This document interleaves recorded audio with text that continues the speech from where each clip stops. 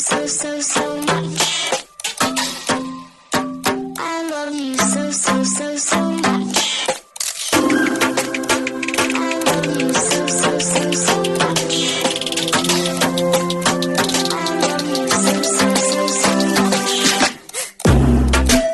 Hello, all you positive heads out there. Thanks for tuning your beautiful brainwaves into another episode of the Positive Head Podcast, where we are firmly convinced that creating success and happiness is rooted in understanding the ultimate nature of reality and the fact that as human beings, we are all immensely powerful fractals of the one and only source consciousness, which creates and animates all things. Now, of course, understanding this powerful truth is one thing. Applying this incredibly empowering wisdom to everyday life? Well, that's another, which is exactly why we provide you with a fresh serving of soul food for thought 5 days a week to help constantly remind you of what matters most.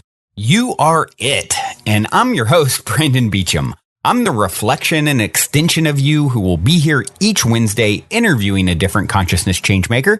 And on the other 4 weekdays, leading the way to ensure that your perspective is consistently expanded, your vibration is constantly elevated, and your heart is overflowing and full. Also, before we jump into today's episode, I'd like to take about a minute and a half to tell you about a few sponsors that not only help to make it possible to produce this show 5 days a week, but that I'm also genuinely passionate about promoting. The first longtime stellar supporter of the show that I want to mention is Gaia. If you're not familiar, Gaia is the go-to source for streaming consciousness content online with over 8,000 video titles. And you can sign up for your first month for only 99 cents at gaia.com/positivehead. That's spelled GAIA.com/positivehead. The second sponsor I'm sincerely passionate about promoting is Purium. It's no mystery that bringing your mind, body, and spirit into balance is necessary if a person truly intends to manifest the greatest and grandest version of themselves. So if you've been looking for a way to easily get organic superfoods into your system every day with a simple plan that can help you reestablish a healthier foundation and relationship with food, like I was doing before I found Purium, I highly recommend going to positivehead.com/transformation and checking out the videos and interviews there where I dive deeply into discussions explaining why I take these products every day. And should you ultimately end up on iShopPurium.com to purchase any of their 50 plus amazing superfood products, be sure to use the code POSITIVEHEAD, all one word, for a 25% discount.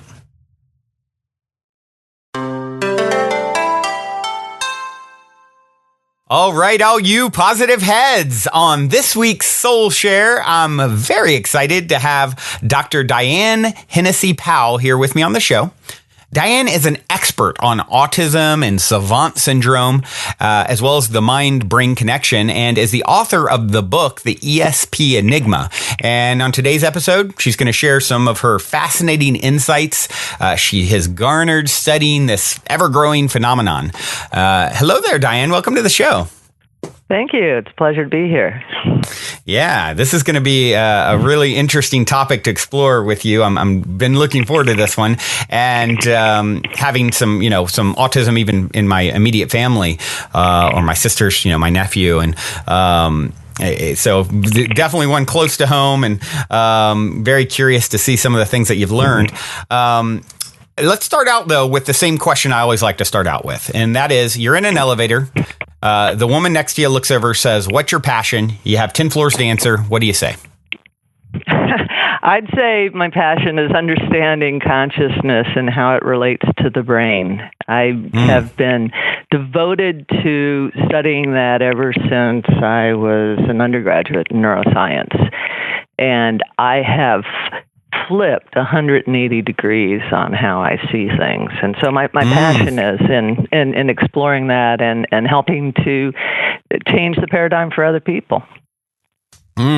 And one of the things that we'll talk about obviously here is, I think it sounds very interesting that you've had the whole journey of really flipping from maybe a more academic perspective to like, hold on, there's something more going on. I instantly, when you said that, I instantly thought of Nassim Haramein. I'm not sure if you're familiar with him or not. A brilliant quantum physicist. He was on the show a while back, and he has a great quote. He says, "Looking for consciousness in the brain is like looking inside a radio for the announcer." And I just love that one. It's so good. I really am interested in quantum physics. In fact, I have a brother who's a theoretical physicist and had studied physics as an undergraduate just because I was interested in a biophysical approach to the brain. And when you look at what happened 100 years ago in terms of the revolution and how we think about the physical world, it doesn't make sense that here we are 100 years later and still looking at biological systems in such a crude way, really. Right. And so What's been happening, though, is that increasingly more and more biologists are turning to quantum physics as a way of answering questions that have been mysteries for a long time. And I'm among the people that have been doing that. Very cool. Yeah. It's a fascinating, we're kind of getting away from this idea of physical stuff being, we've looked at everything as like dense matter perspective for so long. And now it's like, hold on, there is no dense matter. It's all vibrations, and it's 99.9999% space when we zoom in on it. And what we call solid is really, vibrations of energy popping in and out, it's popping in and out of existence. We don't know where it comes from or where it goes to, but it's intelligent when it shows up. Like, it's a very different way to think about it than this is a rock, this is a tree. It's very solid. Definitely coming from a totally different perspective, more and more, which is exciting to see. Yes, and what I am really interested in is really cosmology and really the whole picture. And so, taking what you just said, if you look at the atom and how more than 90% of the atom is space, and that also applies to galaxies. It's the majority of matter and energy is dark matter and energy.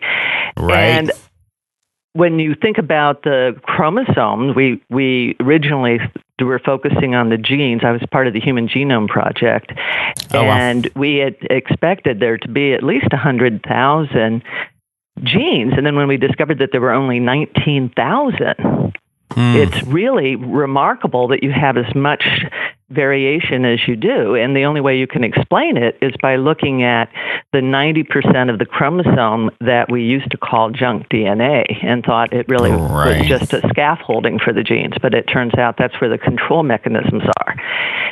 Similarly, when it comes to the brain, only 10% of the cells in the brain are neurons. And yet that's what neuroscience is really predominantly focused on. And now we're actually looking more at the other 90% of the brain, which similarly is where the control mechanisms probably are. Interesting. And then when I think about the human body, why do we think that the human body is all there is? We have people from cultures all around the world who have described us as having these energy fields, biofields around us. And so it could be that we're kind of like the atom in that we have this consciousness field that is much larger than us, but we're so focused on what to us is the visible part and the most obvious part. Right. Yeah, it's before we go too deep down this rabbit hole, I was thinking I always like to get a little bit of a backstory on whoever my guest is, just to understand how they landed where they're at in their path currently. So if we could maybe take a few minutes and tell us a little bit about your journey up to this point. Well, I was a neuroscientist who was raised as an atheist by a father who was a scientist. He was the head of the artificial heart program at Battelle Memorial Institute. Oh, wow. And So I really had no belief in anything that was the kind of subject matter that most people think of me as studying today. I mean, I just Right. I this was not my background, Right. and I was on faculty at Harvard. And I was asked to consult on a patient who had wanted to sign out of the hospital against medical advice, and you can't sign out against medical advice if they think that you have a mental illness that's impairing your ability to make a sound judgment. So I went in to see her, and one of the first things she said to me was that she was seeing ghosts and that she wanted to leave because of that. Then she said to me that she was psychic, and she knew that her test results were going to come back normal, and that was the other reason why she wanted to leave. And most psychiatrists would have just signed the paperwork saying, okay, this woman is really not wanting to leave for rational reasons, and would have made her stay. But instead, I sat down and talked with her, and within about 10 minutes, she started to get information about me. She said, can I do a reading on you? And she said one of the first things out of her mouth was, your husband is a chemist. And at the time, I was married to someone who was a biochemist. And she said, and he's applying for a job in 2 different cities. And at that very week, he was actually applying for a job he was looking at a postdoctorate, but either in back at Johns Hopkins or at UC San Diego. And so she got my attention when she said that. And I bet. So what happened was that she actually told me, you're going to move to San Diego. And we ended up moving to San Diego. Wow. So I'm there like, how did this happen? And it was one of those things where the people there did not know that this was going on in my life, because I mean I'm there at Harvard I'm not going to let them know that I'm thinking of leaving until I know that I'm going to be leaving, and so there wasn't anyone there who knew this.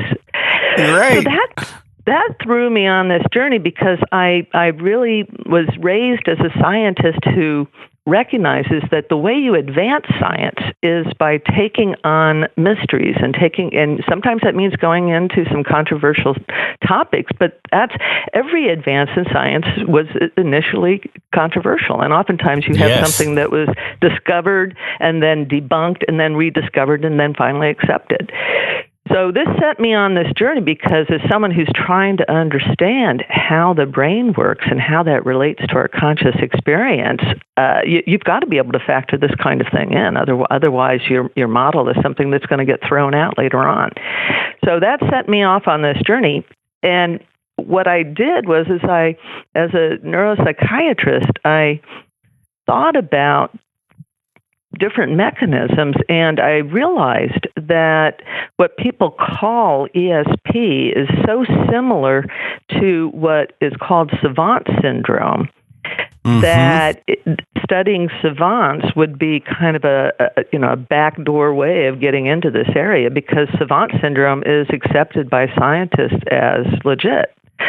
And when you look at savant syndrome, for example, these twins who were studied by Oliver Sacks back in the 60s, they were identical twins who were institutionalized, and they did several things. One of them was calendar calculation, which for some reason, it seems to be something very popular among savants. A lot of them just independently become fascinated with calendars and can tell you what day of the week a date would be for, like these twins could do it for over 80,000 year time period.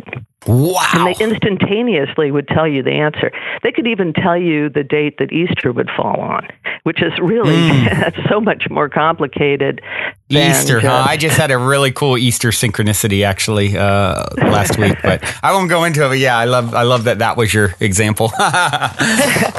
And so one of the things that these twins did was that they had this game where each of them would say a prime number in 6 digits, and then the other one would say the next consecutive prime number. And they would just go back and forth. And there are algorithms for recognizing primes, but there aren't any good algorithms for generating them. The way you figure out whether or not something's a prime is that you have to divide it by everything that's smaller than it to see whether or not there's anything left over, because a prime is only divisible by itself in one.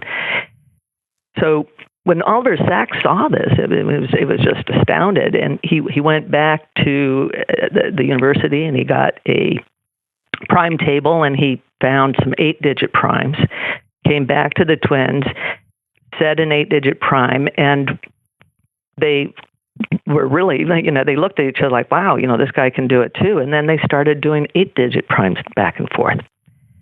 Wow. He was able to validate these prime numbers up to 12 digits, and that twins could do it up to 20 digits, but the computers at that time were not sophisticated or powerful enough to actually validate those.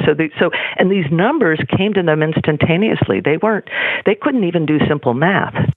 Right. Wow. So that's so why they weren't doing the calculations. No. So they weren't doing the calculations. It reminds me, have you seen the guy, I should have looked it up, but the guy in England who is the same thing. They did a whole, I don't remember if it was on the History Channel or some years back, and he would be able to do any calculation in his head, and they tried to trip him up thinking he was doing some trick, and he said he basically sees shapes to tell him what number comes next, and they tested it. Have you ever seen this guy by any chance? He's fascinating. You're probably talking about Daniel Tammet, and he is someone who can recite pi, which is a non-repeating constant that's related to geometry and figuring out the circumference of a circle. And he could recite that to 22,000 digits in 5 hours. Wow. And is this the same guy that learned Icelandic in a week? Yes. The guy I'm talking. Yes. Yeah. Is that Daniel? Yes. Okay. Yeah. Yes. And the hardest language in the world in a week. Right. Wow.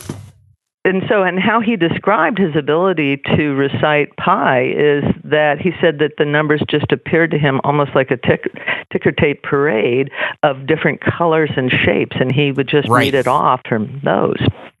Right. Wow. And then what's even more remarkable is that some of these savant skills have been skills that somebody didn't have from birth. They were just a normal person, and then they're struck by lightning or they get into an accident, and then afterwards they have these abilities. So it suggests that we all possibly have these abilities. It's just that our brain, and we know as neuroscientists that the brain's primary activity is actually inhibitory. The GABA is a neurotransmitter that's the most prevalent in the brain, and it's inhibitory. So what I believe is happening is that the brain is helping to differentiate conscious experience, because otherwise we would experience it all as unitary, and there would be, it's kind of like white light. You wouldn't, if you didn't have a prism or something else, rain, those kinds of things that separated out into the rainbow, you wouldn't be able to see those colors. And so I see it as that the brain is taking different information and teasing it apart, and we do know that the brain does this. It takes all of the sensory information in through our sensory receptors, and then the cortex, which is the outermost part of the brain, the sensory cortex, will break that information down even further. So there are cells in the visual cortex that are just related to color, and others that are just related to something moving to the left, and others something moving to the right, and others that are just for a sharp contrast, and et cetera. But then what happens is somehow all of that information is then reassembled into what we experience as this sort of seamless multisensory experience, and we don't think anything of it. But that's been one of the mysteries within neuroscience, is how does that happen? But that's really the brain's primary job, is differentiating all of this stuff that's really just so interconnected that otherwise we wouldn't even be able to perceive it. It reminds me of, I just saw this TED Talk by, you're probably familiar, Joel Jill Bolte Taylor, Harvard neuroscientist as well. Yeah, and what a fascinating, coincidence, quote unquote, that this woman, almost like Dr. Eben Alexander from Harvard as well, neurosurgeon who all of a sudden has his brain gets eaten up by meningitis and he has this wild near-death experience and comes back with the story. Jill Bolte Taylor, studies the brain, and what do you know? She has the stroke, and it shut down the left side of her brain, if I recall, and as a result, she was, everything was like, she said she would look at the table and it was like all she saw was atoms from her connected to everything else, and like she completely stepped outside of her normal perception as a result of this. The TED Talk, by the way, is called My Stroke of Insight. I recommend you guys checking it out if you'd like. But that when you talk about how it sort of separates things, and in her case, part of her brain, the sort of most logical part of the brain, right, shut down, and as a result, she was in this totally different state where everything was connected, and she was, couldn't understand language, and, really a fascinating story. It is. And I heard about that story after writing the book, The ESP Enigma. And but it was nice to hear that story because it validated exactly what I said in my book, which is that if you look at who it is that's the most psychic, they are people who are more right hemisphere dominate than left hemisphere. And that includes people who are autistic. Frequently, their language is predominantly a left hemisphere function. And when you look at an autistic person, their language it's impacted in one way or another. That's part of the criteria for autism. And so, and you look at the autistic savant skills, most of those are right hemisphere skills. So and then if you look at artists are predominantly more likely than your left brain analytical scientific types. They're more likely to have these kinds of experiences that we think of as being either spiritual or intuitive or psychic. So is me? I'm a lefty. I'm left-handed. So that supposedly makes me more right brain dominant. Is that correct? I've heard that. I don't know if it's true. You would know if that's true or not. There's three types of left-handed people. Really? It really depends. There's some people who are left-handed, and their brain is really like a mirror image in the sense of functionality of a right-handed person.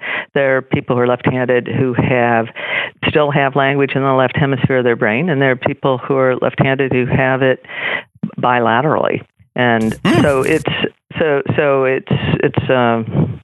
to me, it's fascinating, and it's one of those things where I think that. Do you think that you're more psychic? Do you have more intuition? I feel like my intuition has continued to increase. I have, I have all kinds of incredible people on the show with incredible gifts and experiences and multidimensional experiences and, medium abilities. And I haven't had a lot of that sort of thing, quite honestly, like as far as like sitting, waking up and there's an angelic entity standing in my room or speaking to dead people or seeing the ghost in the hospital, like the woman you talked about earlier. But what I have is I feel like my intuition is pretty strong and ever growing stronger, and so that and I have a lot of synchronicity, so sort of grounded, like multi-layered, synchronicities that are just wild. I share a lot on the show, and they just never stop and seem to be ever increasing. But I suppose that's a little different. So I guess the short answer is I'm not. There's certainly people that are perceiving more beyond the veil in like a multidimensional facet or sense of the word, and maybe having more like clear psychic, like hits, like the woman you explained. I haven't had it. I've had a few things like that for sure, but not. I wouldn't consider myself particularly psychic, compared to someone like that. Mm-hmm. Mm-hmm. Yeah, and I have had a lot of synchronicities. In fact, there are time periods in which my life just seems to be one synchronicity after another. Me too. And multi-layered, right? It's like sort of like these. It's like the energy of what's predominant. I think I've gotten really perceptive at connecting the dots too. So I think the more you sort of become aware of it, the more you start to see, like all the energetic tie-ins that are, and you learn how to sort of, read deeper. It's like this multi-layered onion, our experience, I feel like. And as we become more adept at perceiving, and of course, that's a big part of what makes us humans and humans so powerful, our ability to perceive patterns. And, and I feel like that ability is definitely expanding for me, and in getting more profound. Yes.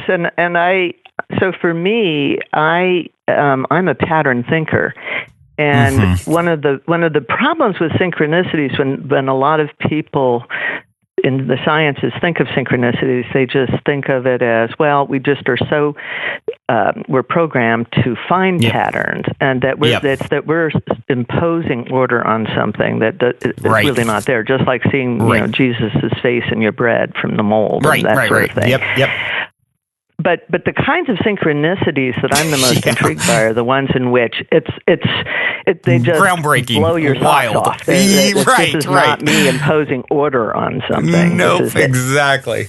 I'm with you. It's like you can't explain some of this stuff away. That is not me reaching. It is like so insanely powerful and intense and multi-leveled. It's like, no, that is not. I'm not imposing anything on anything. It's being imposed on me. That's right. I'll give you an example of the first most powerful synchronicity that I had. It's a series of things that it started off with my having a friend give me a book as a gift that was called The Snow Leopard. And I was reading that book, and within the first 20 pages of the book, he mentions that he went to the Himalayas with this biologist named George Shawley, and that George Shawley had a pet raven. And I was like, well, that's really remarkable. Because at the time I had a friend who was a biologist who had a pet raven, and I had just found that out the week before. And I contacted him and I said, wow, this guy has, I'm reading this book and this guy has a pet raven. He said, well, don't tell anyone I have a pet raven because it's illegal to have one. And then it turned out that he knew George Shawley and had actually run into him in India in the jungle years before. Wow. So then I'm like, okay, so that's on my radar about ravens. And then I start having all of these synchronicities with ravens, in which, like, when I sitting there in my office, I'm a practicing psychiatrist, and I had a patient who would be telling me something, and then I would say something back that was really just this really sort of right on insight into things. And at the very moment that I'd say that, a raven would fly by. And it started to capture my interest. And then what happened was this friend of mine who had studied with a Native American medicine woman said, you should just try to just go inside and see what comes up, just try to visualize something. I said, well, I'm not good at that. I don't do that kind of thing. But I thought, well, I'll try that. And what happened was that I saw this image in my mind's eye of a Native American that was dressed in this particular garb. I thought, I've never seen that kind of dress. I wonder, maybe, if that really is how somebody would dress, then let me see if I can find that. So I went to this encyclopedia. This was back in the 90s. So I went back to this encyclopedia that had been given to me by a patient, and I started just flipping through the pages, and I had never opened this book because I didn't really have time for it. And so, but at this point I had the motive to. So I flipped through it, and I come to this page, and it shows this woman who's dressed exactly the way that I had imaged. And it said that she was a female shaman in this particular tribe that's here in the Pacific Northwest. And I thought, wow, that's interesting. So then I went over to my computer and I took one of those disc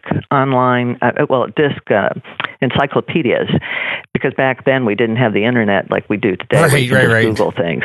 And I put that in, And and I look up that tribe. It happens that they had a little thing on that tribe. And right as I'm reading that the female members of this tribe become shamans, and when they do, they're initiated by ravens and wolves.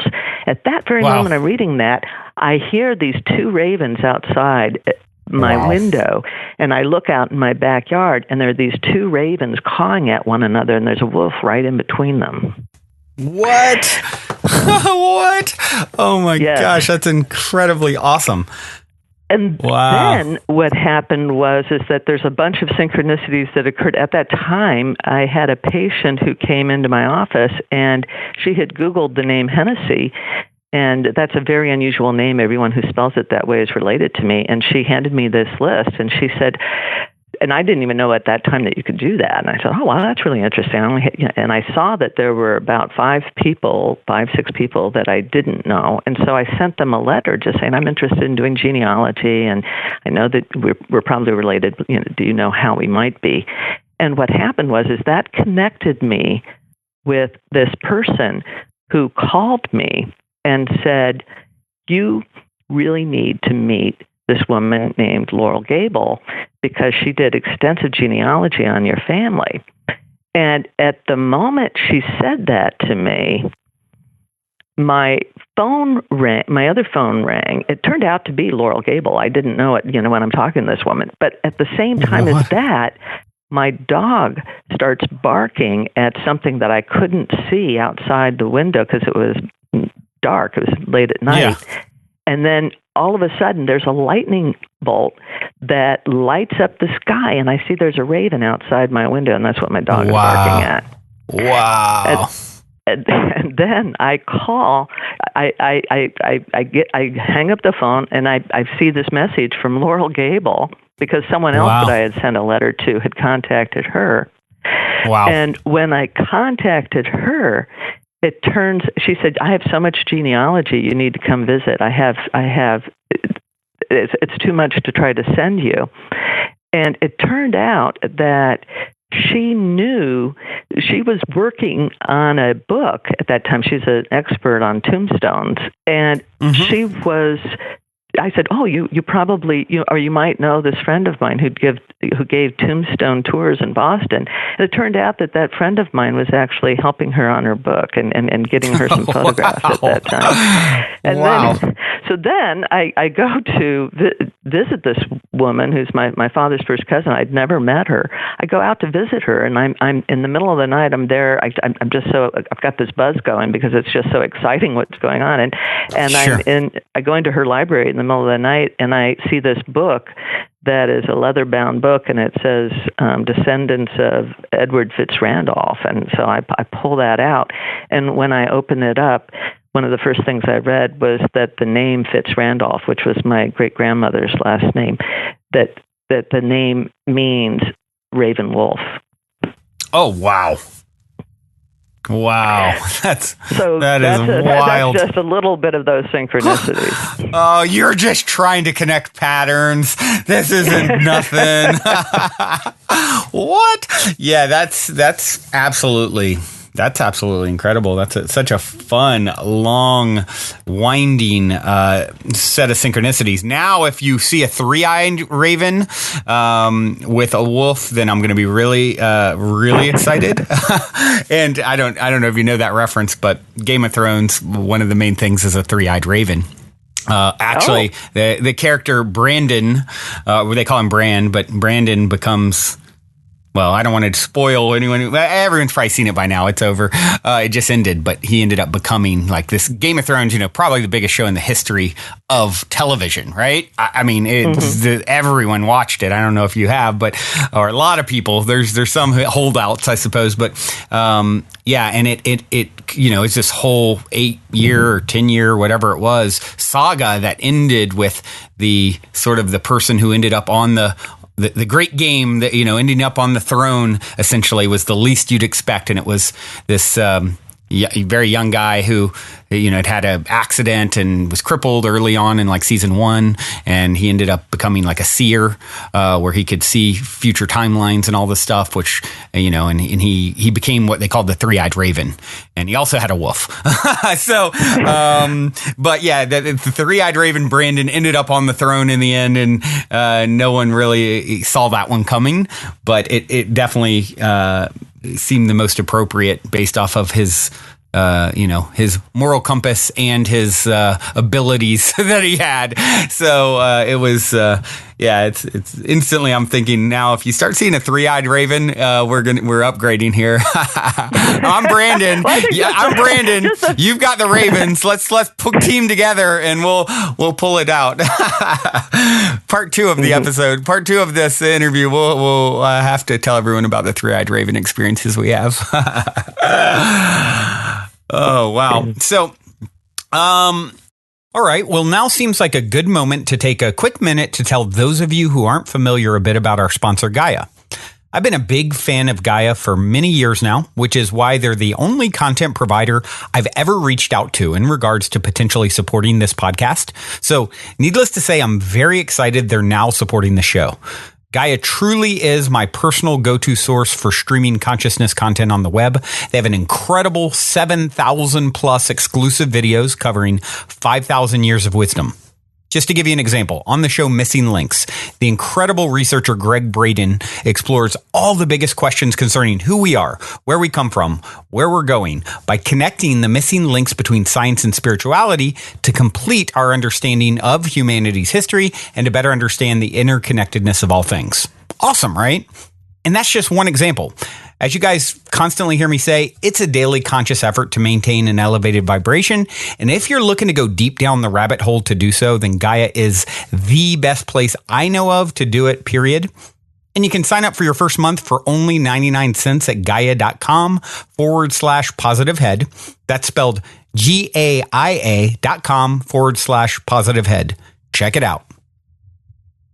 So one of the other things that's really interesting to me, that I'd love to hear your take on, is, this, we talk about like, sort of consciousness not being necessarily local in the brain. Like I quoted Nassim earlier. What about these people? Have you done any research into these people where they get hit on the head and all of a sudden they can speak a language, or, fluently that they didn't know before? And to me, that is like absolutely fascinating, because you don't get hit hard enough to learn a language unless you're accessing that information from somewhere. You know what I mean? Like it has to be coming in from external, right? I mean, are you familiar with this? I'd imagine you are. Yeah, I am familiar with this, and it is one of the reasons why I think that we really need to rethink the whole issue of memory and where information is stored, because you Right. have these people who have phenomenal memories. For example, like Rain Man. The movie Rain Yes. Man was modeled Right. on Kim Peek, and Kim Peek is interesting in that he could do calendar calculations. He could. I remember in the movie he did that. He read over 10,000, I've heard as many as 12,000 books by the time he was 57, and he could recite them word for word, backwards and forward. Jeez. That is wild. I can't remember what I had for breakfast yesterday. he could also give you driving directions. And of course, this is before GPS and all of this. Google Maps. He could give you driving directions between any two cities in the United States. Wow! Because he read the map. He read like the atlas. He had encyclopedic information, access to information. Yet, if you looked at his brain, what you saw is he actually wasn't autistic. A lot of people assume he was because most savants are. But he actually had a condition called hydrocephalus. And in hydrocephalus, there's a problem with the circulation of the cerebral spinal fluid that is in these ventricles in the brain. And what happens is when it builds up pressure in a newborn, it causes the head to expand and it pushes the brain out against the skull. And so if you look at Kim Peek's brain, you see that there's a huge hole in the center of it. Wow. And his brain was his head was so large he couldn't even hold it upright for the first several years of his life. Wow. And so if you look at that brain and you see how disconnected it is, because his left and his right hemisphere did not have the corpus callosum and the other two major pathways that connect the right and the left hemisphere. So he was missing all of that, which could potentially be why it was that he was able to do this dual processing. He was actually able to read 2 books simultaneously, one with each eye. What? Holy smokes. Yes.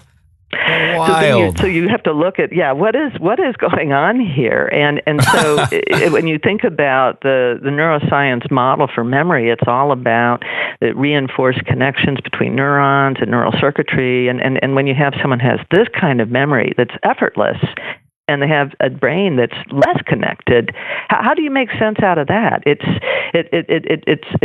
suggests that his brain, instead, if you look at it and you look at his skull, which didn't completely fuse because of the hydrocephalus, it's as though he has a leakier barrier to information. And so if the information is stored in a field, he's just reading the field. Right. Interesting.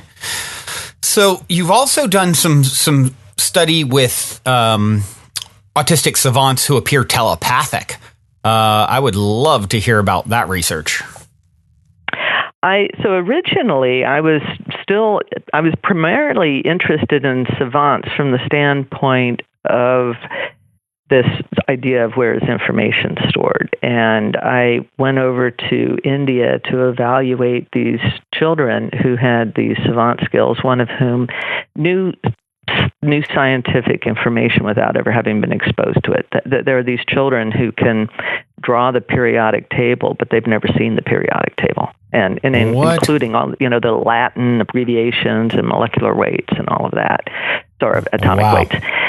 So it's like, so I thought, this is, great opportunity. I went over to India to evaluate these children. And then what I discovered was that their parents said that they were also telepathic. And that made me realize that if they're telepathic, then that's a confounding variable in the research. How do I know that they're accessing the information from someplace in a field? They could be accessing it from my mind. And so I realized that I needed to do research on telepathy as well. And so I put it out there, and I put it out there as a hypothesis, because I thought if anybody is going to be telepathic, it would be these children, and particularly the children who are nonverbal, because their communication otherwise has been shut down. Right. And there's such a high motivation between a caregiver and a child who's nonverbal to communicate that's a perfect setup for telepathy if it exists. And so I put that hypothesis out there, and I received all of these emails and letters and phone calls from people saying, yes, I have an autistic child, and the child, I believe this child is really highly telepathic, but they were keeping it under wraps because they already felt like people looked upon their child as the child was very different, and they didn't want to scare people with that.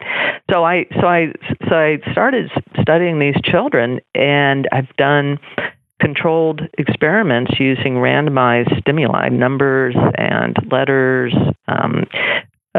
foreign languages, various different stimuli as something that I would give to either somebody working as sort of like a teacher or a teacher's aide with the child, or to a parent, whoever it was that they said had the telepathic communication with the child. And what I saw was it was pretty close to 100% accuracy. The main errors that they made were in typing, because they have difficulty with the coordination, so they'll hit the wrong key. But this one child, to give you an example, I tested her, and we used 167. We had 167 random numbers in a row, and she only made 7 errors, and she corrected each one of those on the second try. What?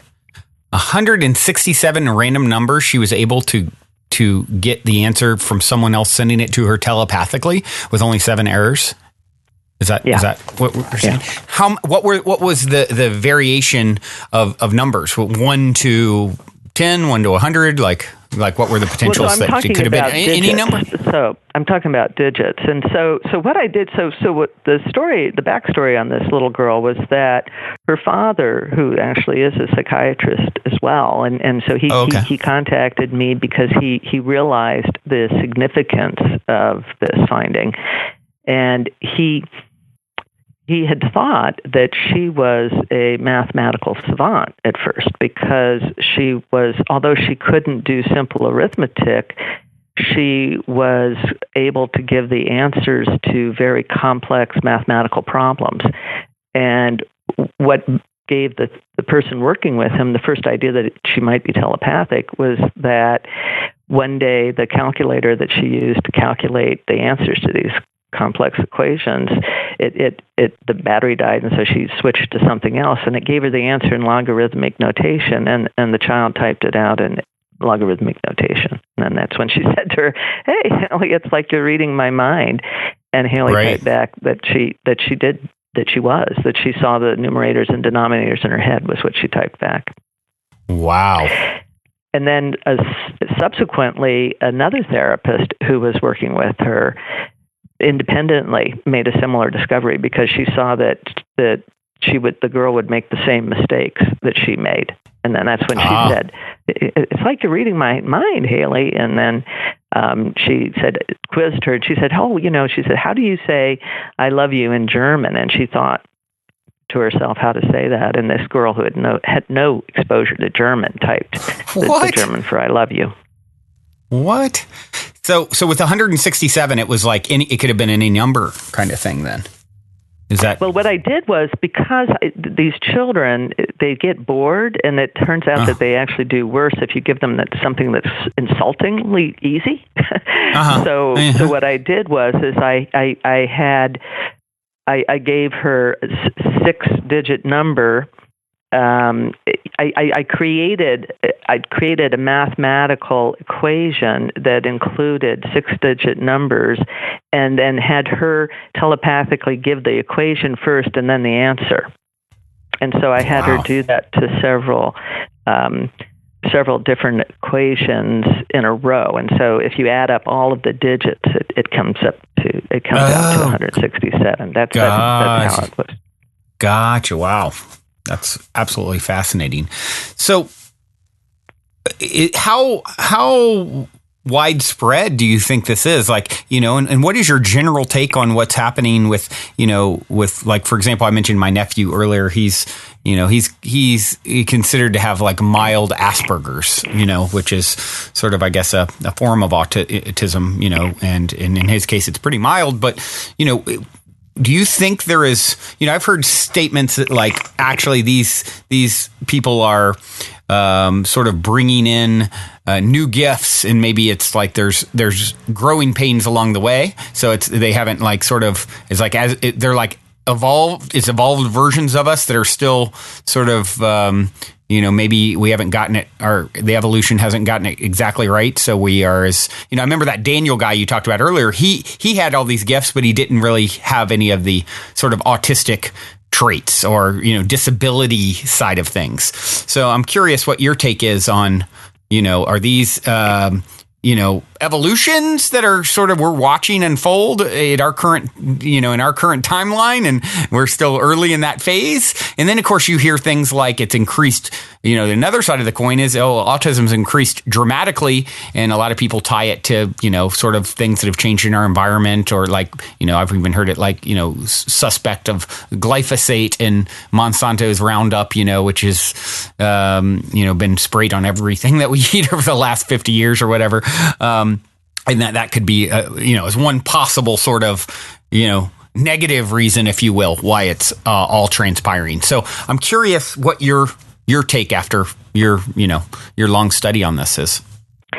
Well, one of the problems is that when the DSM-5 came out, and the DSM-5 is the Diagnostic Statistical Manual used by psychiatry to classify disorders, and when that came out, it combined all of the different types of autism together. And so, to me, that muddies the waters, because the children who have difficulty controlling their body, that can't speak, and you see that it's really that they have difficulty with the musculature that's involved in communication, but their language is intact. When you see that they finally acquire the motor skills to be able to type, you see that they've been learning language all along. It's just that they couldn't express it.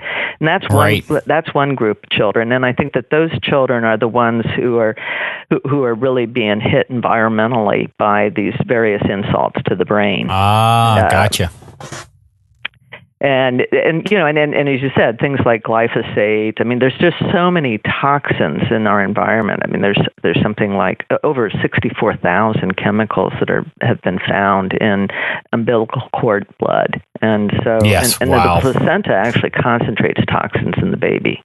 So we have all of these toxins that people they were very careless with in the past, because it was never shown that they were unsafe. Well, now we're finding out how unsafe they are. So that's one, and then things that overstimulate the immune system are problematic, because the brain, about 10% of the cells in the brain are actually immune cells that can get activated, and the role that they play in the brain is during development, when we're learning, they shape the brain, they prune the brain, and they get rid of the circuitry that we're not using and we don't need. And so when you're overstimulating the immune system in an infant who's just acquiring language, it's not unusual then to see that gets interrupted. So those are the children that are increasing. Then another group of children that are increasing are due to what we call assortative mating. And in genetics, what that is that like is attracted to like. So if you have two people that are geeky engineers that fall in love and they have a child together, then that child is going to be could be even more geeky than them. For example, the coolest kid at school. Yeah, exactly. The coolest kid is cool. The star quarterback. That's what's happening. Not likely. But that's what we're seeing is that a lot of the children who were diagnosed as having autism were instead of being mentally retarded, it's that they're geniuses. And they don't fit in because of that. And so so we have these two things going on, and I think that evolutionarily we are shifting as a species, and that my concern is that we have so much more potential than most people realize, but there are these factors such as the toxins and things that are really disrupting brain activity. But what I really want people to realize is that we have in our skulls, we have something that is far more sophisticated of a computer than anything that exists today. Right. Yeah, I definitely would agree with that. So here's another question that I have for you, and it's pertaining to, you talked about the twins that could do the prime numbers and the math and everything like that. And we talked about a little bit about the instances of someone getting hit on the head and then all of a sudden they can speak a language fluently they never knew before. Have you heard of scenarios, and this kind of takes it even up a notch, where and I believe there's actually some twins that were studied, I don't know, in the last 50 years, who actually were able to speak not only a language fluently that they hadn't learned, but an ancient language that they hadn't. Have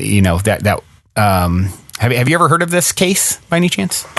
I've heard of this case. I've heard of other cases. In fact, one of the patients that I've worked with started spontaneously speaking Sanskrit without being exposed. Right. Wow. And that's not something that's spoken anywhere on the planet currently. Ramses, And he, by the age of 2, could read and speak 8 languages. What? Your son could read and speak 8 languages by 2? Not my son. This little boy named Ramses, whom I've done research with, and his mother could speak Spanish and English. So the fact that he acquired both of those languages, we can say, okay, that's because of his mother. Yeah, right, sure. And he moved to Japan at the age of 6 months, and so the fact that he learned Japanese, okay. But then, how did he acquire Hebrew, Hindi, Russian? What? I mean, Arabic. How did he acquire those languages? And so we have to look at this as, well, once again, he's an autistic savant, and so languages are information just like numbers and calendars. There's all information, and so they're tapping into that as it's symbols, and so it really forces you to rethink about information. Where is it stored? And perhaps it's that because people think of it this way. What if the process of thinking just puts the information out there in a field, that has a life of its own, and so maybe he's just picking up that information because it's part of the consciousness field, because there's all these people like who the 100th monkey spoke and read those languages in the past. Right. It makes me think of the 100th monkey. I'm sure you've heard of this. Supposedly in the 70s, there was someone studying some monkeys on a particular island. They were isolated from the other monkeys, the same type of monkeys on different islands, separated by the water. And one of them learned at some point how to, I believe it was like wash a sweet potato or something to make it, better experience eating it. And then they all started kind of copying on, in his little clan of monkeys. And then they observed at the same time that, they call it the 100th monkey, I guess, because once it sort of hit a certain, status quo, if you will, this is in the field of that particular species of monkeys. And they picked up on it on the other island. And as a result, they started doing the same thing at the same time. Prior to that, there was no witnessing to this happening anywhere with these monkeys. And so it's, certainly an idea that's been shown to happen to some degree with, other species other than humans, right? Yes. And that gets to Dr. Rupert Sheldrake's theory of morphogenetic fields. And that's really the kind of argument that he's made, is that species have this morphic resonance within their species, and so that's part of how he explains telepathy as well. And he was a biologist at Cambridge University, and he admired this professor who turned him on to this paper that was one that he was a co-author on, in which an ophthalmologist had told him about this boy who was blind, and he could read the eye chart of his mother was there reading it, but he couldn't read it otherwise. And then he realized that what was going on was he was getting information from his mother, and he did controlled experiments, including one experiment in which the child and mother were separated by a distance of several miles, and did it by phone. And so that's what set him off on this path of looking at telepathy, and he studied it predominantly among animals because he's a biologist. With me being an MD, I've had the opportunity to study this with humans, and it's just absolutely fascinating.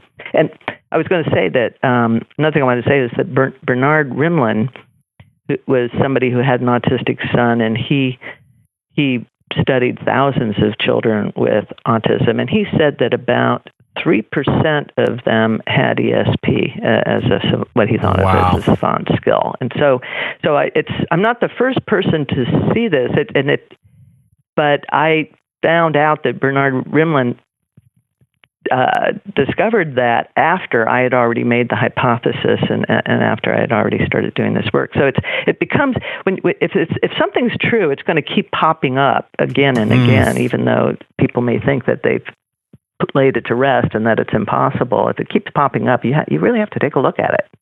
Yeah. You know, what's funny about this whole ESP thing, I got a flash back to my journey, 20 plus years ago, to sort of, what led to me doing this podcast was originally meeting someone who claimed to have psychic ability. And I was raised very conservative, kind of Christian, upbringing, and anything like this is either not true or the devil.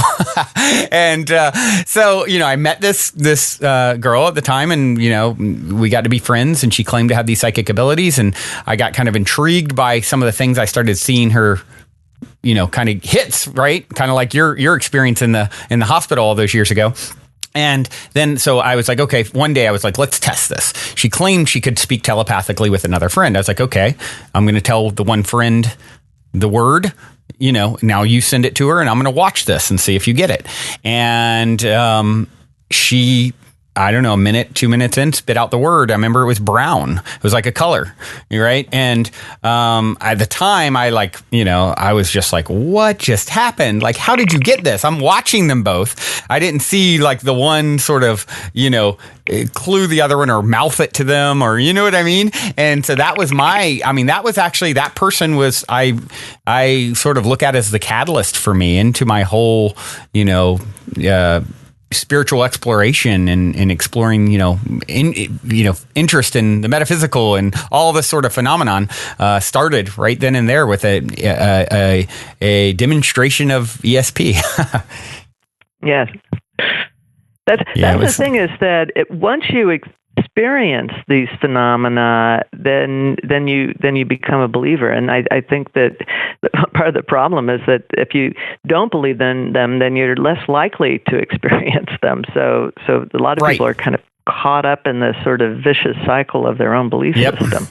Well, when you start understanding, like Dr. Bruce Lipton has sort of shown the science of, with his book, The Biology of Belief, this whole idea that, belief creates reality isn't just some woo-woo concept. We actually now, can show how it is happening and what it is doing, in the body biologically.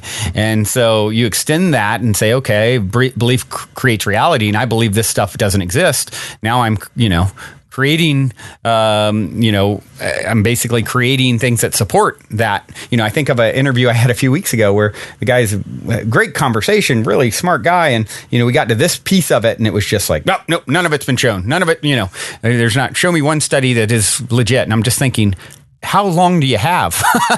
How much time do you have to look at the incredible mountain of evidence? But you're not wanting to see it. So therefore none of it's real, and you haven't ever had an experience yourself. Yeah. So I was wondering, why is it that this is so impossible for people to believe when you look at modern physics and how it tells us that our sense of reality is an illusion? And right. So I realized that the main hang-up is actually how people think of the brain. That's really, it's not that these things are physically impossible. In fact, if you look at modern physics, you would, and what it says about time, for example, something like precognition is not impossible. In fact, there's a quantum physics theory for how precognition would be not just possible, but it should happen at least occasionally.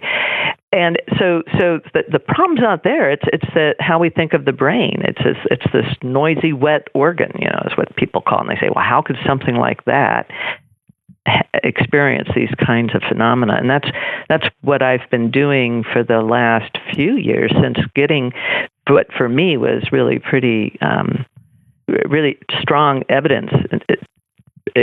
Personally, my own research, not just reading papers, which, as you said, there's just a mountain of evidence out there by a lot of scientists whom I really respect. But I've also seen it myself in my own experiments. So then I said, well, since I'm a neuroscientist and I understand biophysics in the brain, I'm going to start looking at how can I model how the brain is our instrument for it. I see the brain as really consciousness the instrument of consciousness rather than the instrument creating consciousness. It's a instrument used by consciousness for navigating. So like the radio receiver, right? Yeah, it's more complex than a radio receiver, but the reality is that yes, it's really, I think, a lot like our smartphone in terms of we can surf, and it's like surfing the cloud. Yeah. Right. And there's, of course, more and more people who are having experiences via meditation or plant medicines or what have you, breath work, where they're having experiences accessing, this information. That's why it's wild for me when like that former interview that I referenced, it's like a lot of these people claiming to access information outside of themselves. They're very well adjusted, very healthy, happy, highly intelligent people. You know what I mean? And there's just such a wave, an ever-growing wave. I mean, if I had a nickel for every time someone reached out to me who tuned into this show and like, hey, 6 months ago, my life was completely normal, and now I'm experiencing this, and this, and, these people are beautiful and not off the rocker otherwise that you talk to them. And, something you said a moment ago, too, reminded me of the Niels Bohr quote, and I just pulled it up. He said, everything we call real is made of things that cannot be regarded as real. If quantum mechanics hasn't profoundly shocked you, you haven't understood it yet. And it's like, it's so true. It's like, how is any of this any weirder than the fact that you're here?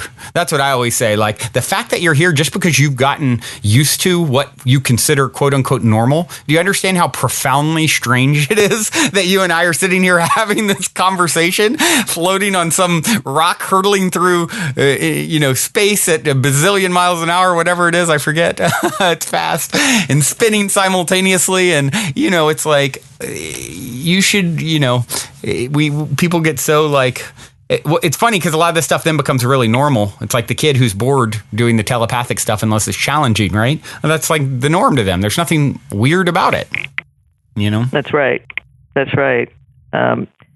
I like, there's a quote by Albert Einstein that I like, and the quote is, "We are slowed down sound and light waves, a walking bundle of frequencies tuned into the cosmos. We are souls dressed up in sacred biochemical garments, and our bodies are the instruments through which our souls play their music." Wow. I haven't heard that one. That's Albert Einstein? Yes. That is a beautiful quote. Wow. I love that. Thank you for sharing. You're welcome. And one of the things that I've been looking at in terms of modeling how the brain works is the fact that it's been confirmed. I mean, it was first discovered in the 1920s and then reconfirmed in the 1980s that our bodies create light. There's this whole field of science on biophotons. And I really believe that it's through light that we are actually doing a lot of the processing. That light itself can contain a lot of information. And right. so I'm looking at the brain from it getting beyond just, most people, when they think of the brain, they think of neurons. And as I said, there's another 90% of the brain. And then most people think of neurotransmitters, things like serotonin and dopamine. But right. The reality is that we have the neurotransmitters, and those synapses are pretty clunky. And when you compare that to the fact that there are many neurons that don't connect through neurotransmitters, they have what are called gap junctions, which makes it almost like they're all the same. It's a multinucleated cell when you have a gap junction. And so you can have current flow bidirectionally, and they're significantly faster. So I think that if we really want to understand the brain, we need to look at that. There's melanin in the brain, and melanin, which is related to, but not identical to, the melanin that's in our skin. Melanin actually can function as a semiconductor that absorbs light and sound and can create an electrical signal. And the gray matter of our brain, the reason why it's gray is because it's full of melanin. So this is just a little teaser about the kind of work that I'm doing to try to present the brain in a totally different way of thinking about it. Have you done any study into the pineal gland? Yes.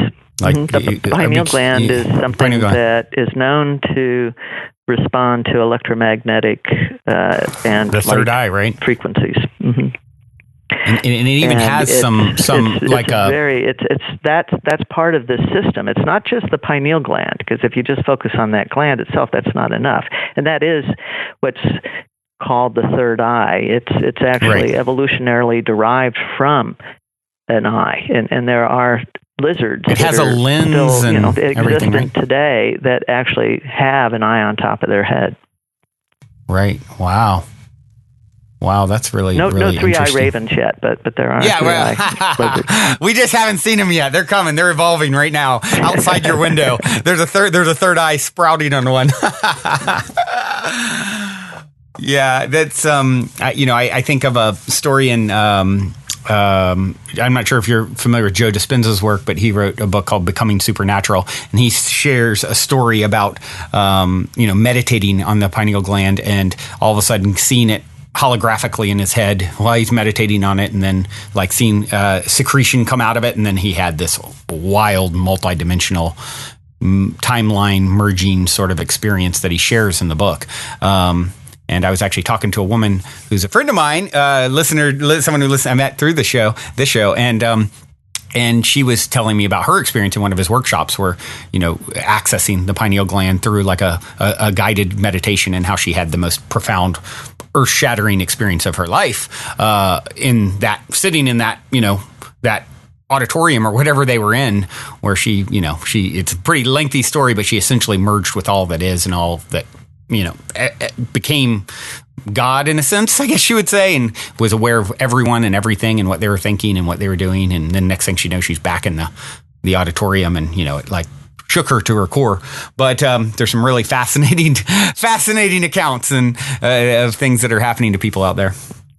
Yes, and there's Rick Strassman's work, and he's looked at DMT, which is the active ingredient in ayahuasca, but DMT is present in biological organisms. It's present in a lot of plants, and it causes these hallucinatory experiences. And so the pineal gland can actually secrete that, and so it's definitely involved in some of these mystical experiences. And when people take DMT, it's kind of interesting. People in the various tribes that use it as part of their rituals, they will have plants talking to them, telling them what their medicinal properties are, for example. Where to find them in the jungle. It's really interesting how it opens up, it makes your waking reality and sort of more like a dreaming reality kind of merge together, so that you're in this sort of hybrid of the two. And I think that's the place where you get lots of psychic information, is where you're in that state, which is a state that a lot of us, we get a little glimpse of it just as we're waking up, and just as we're falling asleep. That the state that's sort of halfway between being awake and being in dreaming sleep. Yeah. I just did a episode a couple weeks ago, Andrew Gallimore, and it was all about his study, extensive study with DMT, and then had Mitch Schultz on, who did the documentary on the spirit molecule as well. A few years back, I had him on, but I just did a whole DMT episode recently, and it was it's something that, of course, I've taken myself, and what I find fascinating about it, as well as ayahuasca. And what I find fascinating about it is, DMT is everywhere. It's in, so many plants. And, he was even saying where he was at, I think in Japan, Andrew, he's like, these plants that are everywhere around here, most of the Japanese people around me probably don't know it, but they're just filled with DMT. It's like, so it's very fascinating, and he said for him, what's the most fascinating thing about it is how simple it is. It's like the simplest molecule. Like you would expect it to be this complex, wild thing, and it's like super, super simple. Almost like shocking that it produces the effect that it does for people. And of course, like you said, people having experiences where ayahuasqueros who are told, okay, go find this plant, this place in the jungle, and it will be used for this, and accessing information, accessing knowledge that's outside of themselves. So it is a wild world that I feel like we're just waking up in, right? As we become more and more aware of what's really the potential and what's really going on. It's the blinders are coming up. Mm-hmm. Yes. It's and so part of what I'm, so I see us as having sort of almost like two modalities. If you think of it in terms of we fabricate, our brain helps to simulate a reality for us that we can then navigate. And so there's the reality that it helps us to simulate when we're awake, and then there's the reality it helps us to simulate when we're asleep. And so, and if you look at the activity of the brain during these two different states, what you see is that when we're sleeping, particularly when we're dreaming, that's one of those situations in which the right hemisphere is more active than the left hemisphere. Because when we're awake, the left hemisphere is inhibiting the right hemisphere. So when we're in our dreaming sleep, the right hemisphere is dominant. And that's actually, it's in dreams that people who normally wouldn't even consider themselves psychic can oftentimes have psychic experiences. And that was one of the reasons why I started, that was one of the things that I used to generate my hypothesis about autistic savants. There's just all of this behind that hypothesis. It wasn't just a single thing. And when you think about people who go on these journeys, whether it's taking DMT or it's doing meditation or whatever, when you get into that space, people get information that's later verified. And some of that information even includes how they get that information, which Edgar Cayce is one of the most famous psychics from last century. And he was someone who said that the pineal gland was involved in it. And so did people from India and the sages from India as well. So I think we need to, because of the fact that that there's this history of what we call cognizing information that then turns out that we know, yes, that's accurate. That plant really does have those medicinal properties, whatever. Then if they're saying that, this is what's involved, it somehow involves the pineal, I think we need to look into that. And that's part of what I'm doing is, as I said, it's part of a system. It's just like the eyeball isn't doing vision all by itself. The pineal is not doing what it does all by itself. So that's what I'm working on. Right. Yeah, that makes sense. Well, this has been absolutely fascinating, Diane. As we sort of wind down here, is there any particular? I mean, you've shared. Normally, I ask a story of synchronicity or serendipity or positive paranormal story at the end. You shared a pretty awesome one at the beginning, so I'm definitely willing to let you off the hook. But if there's any other story or sort of case that you've come across that you'd want to sort of share, now would be a good time to do it. Well, as I said, I mean, I have synchronicities that occur out the wazoo. We also, like, to give you another example of one would be, I went to this conference. I was a section chair for a Parapsychological Association conference that was held at the Institute of Noetic Sciences campus, and there were about 100 and some people, maybe 150 people in the audience. And I met a person in the audience who we just sat down to talk. Turns out that he grew up. I'm from Ohio originally. He grew up 2 blocks away from me. And he went to the same church as all of these friends of mine. In fact, it's the church that my parents got married in. My parents had. My father was getting called up to the war, so they had a quick wedding at a church that they weren't even members at, and then 30 years later, we end up moving back to Columbus and living just 2 blocks away from this church. And my mother discovered that the church was the church she had been married in. after we moved there, and she started going back to church. So, and then it turns out that he's got the same name as my brother, who still lives in that part of Columbus, Ohio, and he's left-handed guitarist like my brother. He has a daughter named Diane who lives here in Oregon. Oh wow! And he even drives the same. He even drove the same car. Wow! And and so it's sort of like, wow, those are a lot of synchronicities just with one person that you meet. Yeah, that's super cool. One of the things you asked earlier, if I have, a lot of psychic insights or intuitions, but one of the things that's developed for me in recent years along those lines is I'll meet someone sometimes and I'll instantly sort of recognize what I feel is like a connection energetically. Kind of like, oh, your soul hatched from the same egg off of source that so-and-so did, right? Oh, you're connected to this person I knew 15 years ago. I can feel the energetic threads and, I can just sense it, right? And then as I get to know the new person more, I'll start seeing all kinds of overlaps, a lot of times, same sort of like, very, very, things you would not suspect that are the same, you know what I mean? And so it's happened to me quite a bit where when I sort of recognize those energetic threads, you'll start to then see it's like, oh, okay, these people they're I always kind of jokingly say, I guarantee you when I can peer behind the curtain more, we'll see that there's a very close connection here energetically in some way.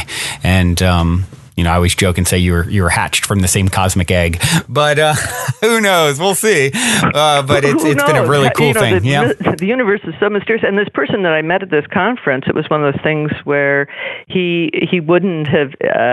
They had somebody who canceled who was going to attend the conference, and so he got in at the last minute. So it was kind of just kind of adds to that sort of like, this is just interesting. Like energy is that which is like unto itself is drawn, right? It's like you're coming into each other's orbit because there's so much similar energetics going on there and underlying probably soul history, I would think. And of course, Eben Alexander, that's what he talks about. That sort of thing is, when I'm sure his story when he got meningitis and then went into a coma and they said pull the plug, his brain is destroyed, his neurocortex, which would cause like hallucinations and things, destroyed. He comes out. First, all he remembers is his time on the other side. And he talked a lot about these sort of soul contracts and how we even like the villains in our story are oftentimes those we're closest to on the other side, and how it all is structured. There's another great book, Journey of Souls, that I've read from a little bit on the show sometimes, where sort of I forget the author's name off the top of my head right now, but he basically would put people into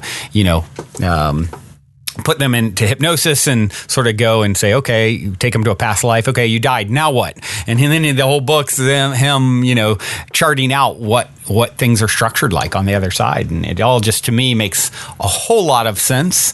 And sort of seeing the bigger game, peering behind the curtain and seeing the bigger game. And I guess we won't fully know till we make the great, birth back into non-physical, at some point. But it's certainly a fascinating world we live in now, as more and more of the sort of old paradigm things are getting, the foundation is getting shakier and shakier, and more people, I feel, are opening their eyes to look at some of these things, that not so long ago people were completely ostracized for, right?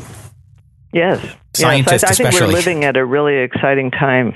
We really are, because I'm seeing it within just this last 10 years an increased acceptance of a lot of these things. I think what got people into trouble 10 years ago in terms of if you couldn't even study it because you would just be totally professionally disgraced, ostracized. Yeah. Now it's actually becoming more and more acceptable. Yeah, gosh, I love to hear that. And I applaud you for doing the work and being on the front lines and willing to sort of step out on that ledge. And, it takes those brave souls, in the scientific community, especially. It's just absolutely amazing that all that is starting to sort of open up finally, right? Yep. Same way, talking about like plant medicines and DMT and ayahuasca. I mean, same thing there. I had the founder of MAPS on this show a long time ago, the Multidisciplinary Association of Psychedelic Studies, and he's been, doing the work for 30 years, and from Harvard as well, I believe, if I recall. And, he just, fought the good fight for a long time. And now things are, he's a lonely position for a long time, especially like the 90s, 80s, and now things are really, changing a lot. You just had like psilocybin mushrooms legalized in Denver, and it's just like a lot of openings with this stuff that was once ostracized, and now seeing there's some real validity to it, and in that case these things can really be powerful medicines, right? Mm-hmm. I'm seeing this in my psychiatric journals, where there's much more of a discussion of using these agents as therapeutic aids. And I think one of the reasons why they can be therapeutic for people is that it can show them that the reality, people can get so stuck in their rut of how they see things and get tunnel vision very easily. And so it opens you up. I haven't had to ever do any. I haven't done any of those kinds of chemicals. I've had my world open up just through having seen so much by patients, and having studied ancient wisdom traditions. But for some people, it's really hard for them to imagine anything other than this really dim, dark sort of view of reality. And we have the materialist model is extremely toxic in terms of what it does to the human psyche. It reduces us to being just biological robots. Yep. And I think that's really alarming, and I'm more alarmed by that than I am by robots themselves. Right. Yeah, good point. Yeah, and using those tools, it's just one way, right? Those using plant medicines or what have you, and it's certainly not for everyone. And it's I have a friend who's led ayahuasca ceremony for 25 years, and actually he was one of my very first, I want to say he's like episode 6 of the show many years ago. And, he talks about like with ayahuasca, it's like, you can, it's just a path, it's like, and it is an intense path. It's not necessarily for everyone. If you want to do, 10 years of psychiatric work in one night, take ayahuasca.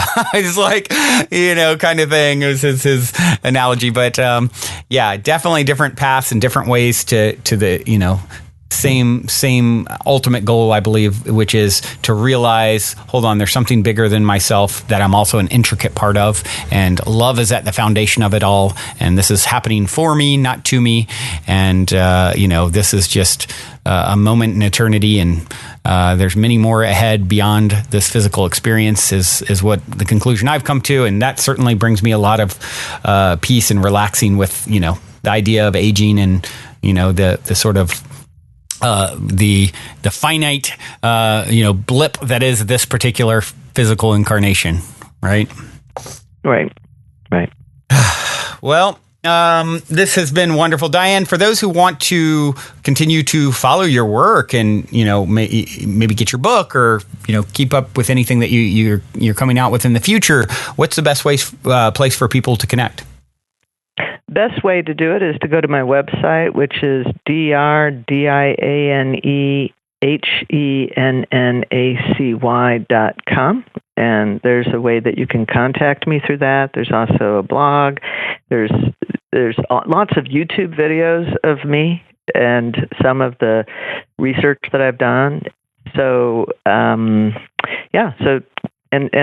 if you haven't read my book, I really think that it's a great primer for people to give you kind of an overview of the evidence that's out there. If you really think that there's no evidence out there, that one of the things I did was I described the research that I thought is the most compelling, and then I go into what I, as a neuropsychiatrist, think about why people are more psychic than others? Why is it some people experience this more than others? And so it goes into a lot of the information about the autism and savants and whatnot, and it's a good precursor for. I'm working on another book that'll be sort of like a book that will pick up where that one leaves off. Excellent. That sounds very exciting, and I'm sure many people will want to follow follow your ongoing work and check out your current book and all of that stuff. I do have one final question I'd like to leave you with. And that final question is this. In 60 seconds or less, what is the meaning of life according to Diane Hennacy Powell? The meaning of life is to love and to experience love and to find your own meaning of life, which, as I said, what happens is people then keep coming back to it really is love. Yes. Love is the answer. Now, what was the question? Thank you, Diane. Exactly. This has been such an amazing deep dive with you. Thank you so much for coming on and sharing your soul. And you have a wonderful rest of your day. And hopefully our paths will cross in 3D one day, or 5D as some would say now. Who knows? And it's been an absolute pleasure. Thank you. It's been a pleasure. Take care. Okay, you too. Bye-bye. Well, everyone, that concludes this week's interview episode. Before we sign off, I wanted to let you all know that we have finally created the Game with the Universe on our website, where you can choose the first number that comes to your mind, and it'll pull up that episode number of the podcast. I've been saying this is a great way to co-create synchronicity and magic with your higher self for quite some time by doing this manually. But now if you go to positivehead.com/YO universe, there is a super fun and simple interface to play this game with your higher self. I firmly believe just by setting the intention to play in this way, it opens up the door for magic, and it's a synchronistic way to hone in on nuggets of wisdom out of the huge catalog of episodes that are specifically appropriate for you at this time in your journey to becoming the next greatest and grandest version of yourself. And it also makes for a super fun way to engage and invite friends, family, people on social media to check out the podcast as well. So be sure to check out positivehead.com/YOUNIVERSE, and be sure to tell all your friends so they can play a game with the universe, which also helps the show to reach new people, which I greatly appreciate.